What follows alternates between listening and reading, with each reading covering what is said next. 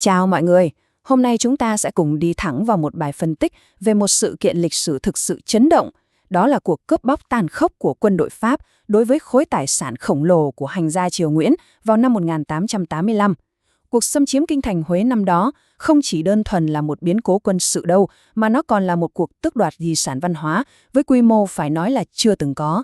Nào, hãy cùng bắt đầu hành trình truy tìm những báu vật đã mất này nhé.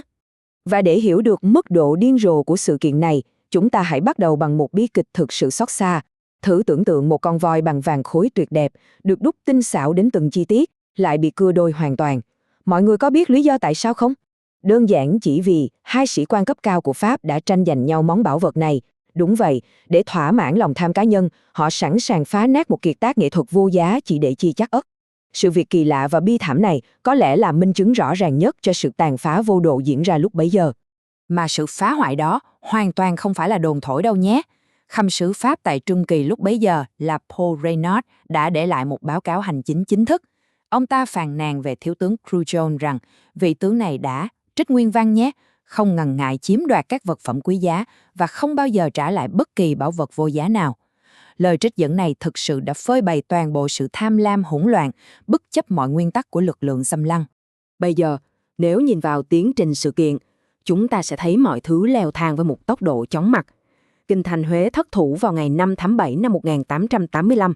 Chuyện gì xảy ra tiếp theo?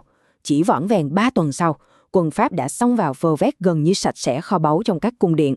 Và chỉ mất đúng 2 tháng, toàn bộ cuộc đại cướp bóc Triều Nguyễn đã hoàn tất. Sự chớp nhoáng đến rợn người này thực sự là một cú sốc lớn. Giữa khung cảnh hỗn loạn khi thủ đô thất thủ đó, vua Hàm Nghi đã phải rút lui về một căn cứ bí mật. Trong khoảnh khắc ngàn cân treo sợi tóc, nhà vua đã tuyệt vọng cố gắng mang theo một phần tài sản của vương triều, không chỉ để bảo vệ di sản của cha ông, mà số báu vật đó còn là nguồn tài chính sống còn để nuôi dưỡng phong trào cần vương hán chiến. Thế nhưng, trong hoàn cảnh đạn bom và phải di tản gấp rút, những gì nhà vua có thể mang theo thực sự là quá ít ỏi. Điều gây sốc nhất chính là sự chênh lệch khủng khiếp này. Một bên, vua Hàm Nghi chỉ có thể giữ lại được khoảng 100 rương báu vật trên đường lưu vong. Còn ở đầu bên kia thì sao? Một con số khổng lồ, 850 rương chứa đầy vàng, bạc và cổ vật vô giá đã bị bỏ lại, rơi thẳng vào tay quân Pháp. Sự tương phản gay gắt này phơi bày mức độ tổn thất tàn khốc mà vương triều đã phải gánh chịu chỉ trong chớp mắt.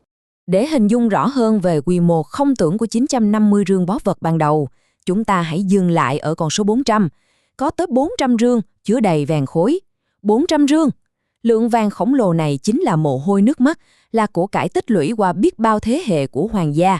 Vậy mà nó đã bốc hơi khỏi quốc khố một cách chóng vánh như vậy đấy. Vẫn chưa hết đâu, thêm 150 rương nữa, chật cứng bạc nguyên chất. Phần còn lại trong số 850 rương bị mất thì chứa vô số cổ vật quốc gia vô giá. Khối lượng kim loại quý bị tước đoạt thực sự là một đòn giáng chí mạng, không chỉ làm kiệt quệ nền kinh tế mà còn tàn phá di sản văn hóa của triều đình lúc bấy giờ. Chưa dừng lại ở các rương báu vật, khối tài sản bị bỏ lại trong các cung điện còn bao gồm, mọi người hãy nghe kỹ nhé, 24 triệu đồng tiền vàng và bạc.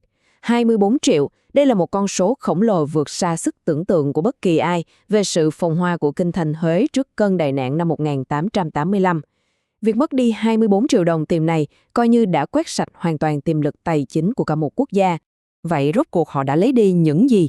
Nhìn vào các biên bản kiểm kê từ kho lưu trữ, chúng ta mới thấy được sự cướp bóc này có hệ thống và tàn khốc đến mức nào.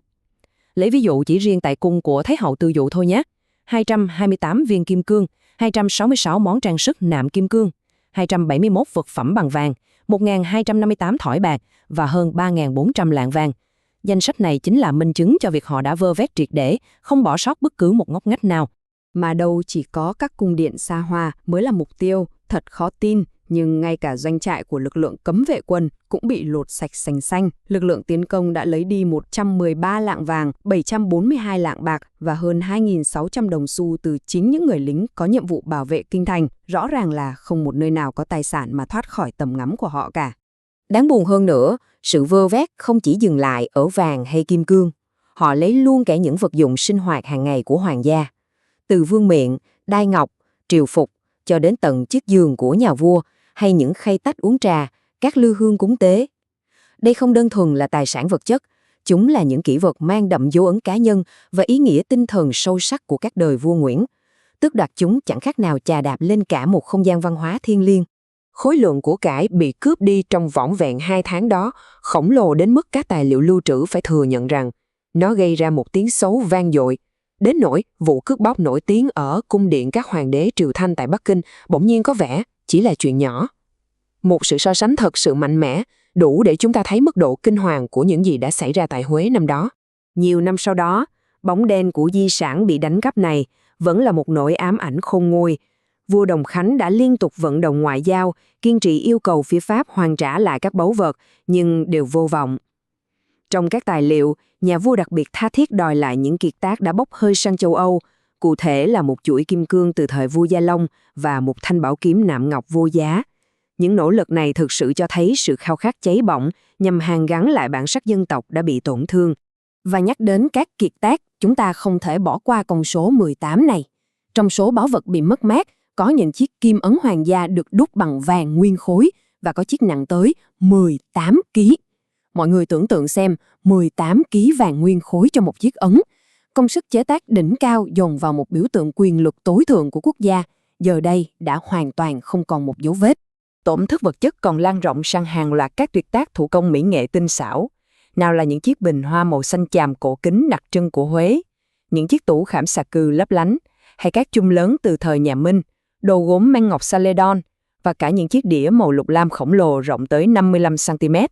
Đó đều là những đỉnh cao của nghệ thuật thẩm mỹ cung đình mà có lẽ chúng ta sẽ không bao giờ được chiêm ngưỡng trọn vẹn lại nữa. Nhưng có lẽ đòn giáng mạnh nhất vào lịch sử và văn hóa chính là con số 26. Sự biến mất của 26 cuốn kim sách, những cuốn sách được làm hoàn toàn bằng vàng ròng. Giá trị của chúng không nằm ở lượng vàng cấu thành, mà chúng là những biên niên sự sống động, ghi chép lại các nghi lễ đăng quang và sự kiện trọng đại của nhiều thế hệ hoàng đế. Mất đi 26 cuốn kim sách này thực sự là mất đi những trang sử vàng chói lọi của cả một dân tộc. Thêm vào sự mất mát tột cùng là sự biến mất của 46 chiếc ấn hoàng gia độc bản.